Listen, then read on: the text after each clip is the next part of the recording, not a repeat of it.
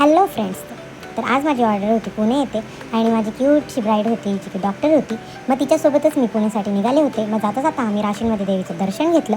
त्याच्यानंतर मी इकडचे तिकडचे नजारे बघत होते आणि मोबाईल बघत होते. मोबाईल बघत बघतच पुढे जात असताना काय झालं, बापरे ॲक्सिडेंट. मला असं टेन्शन आलं, बट मी म्हणलं इट्स ओके. आणि त्यानंतर आम्ही पोहोचलो आमच्या लोकेशनवरती. लोकेशनला पोहोचल्यानंतर आम्ही लगेचच हळदीचा लूक रेडी करायला घेतला, जो की मला तर खूप आवडला होता, कारण मला माझं काम कायम आवडत असतं. पण तिच्या फ्रेंड्सला खूप मेकअप आवडला होता आणि त्या खूप खुश होत्या. त्याच्यानंतर आम्ही तिला फोटोशूटसाठी घेऊन गेलो आणि ती खूप छान छान पोचेस देत होती. आणि त्याच्यानंतर तिचा आम्ही सप्तपदीसाठी आवरायला घेतलं. तोपर्यंत इकडं माझ्या फ्रेंडनी हा व्हिडिओ काढून घेतला. तिला सप्तपदीसाठी रेडी केलं. ती खूप सुंदर रेडी झाली होती. पण मी ज्या रील्स बघितल्या होत्या, मी बोलले हिचं फोटोशूट चालू झालं आहे आणि सगळं झालं, अर्ध तर लग्न उरकत आलं, पण माझी ब्राईड काय रडायचं नावच घेत नव्हती. मी तर एवढ्या रील्स सेव्ह करून ठेवल्या होत्या. मी म्हणत होते ती आत्ता रडेल मग रडेल. बाप रे, माझी ब्राईड काय रडायचं नावच घेईना.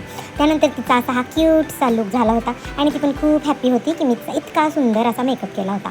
आणि तिचा हा मेकअप झाल्यानंतर मग मी तिचा नेक्स्ट लुक केला, जो की तिने सभ्यसाचीसारखा एकदम स्वतःच क्रिएट केला होता की मला तो असाच हवा आहे म्हणून. मी तिला मेकअप केल्यानंतर तोही मेकअप तिला खूप आवडला आणि ती खूप खुश होती. त्याच्यानंतर त्यांचे फोटोशूट वगैरे झाले आणि मग काय, त्यांनी एवढं ग्रँड लग्न केलं होतं की त्यांची एंट्री आणि हे सगळं बघून एकदम मीच थक्क झाले होते.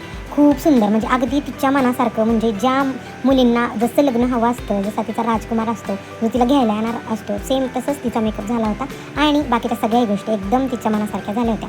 तिचं लग्न झालं, खूप ग्रँड लग्न झालं आणि त्याच्यानंतर मी माझंही थोडंसं फोटोशूट करून घेतलं.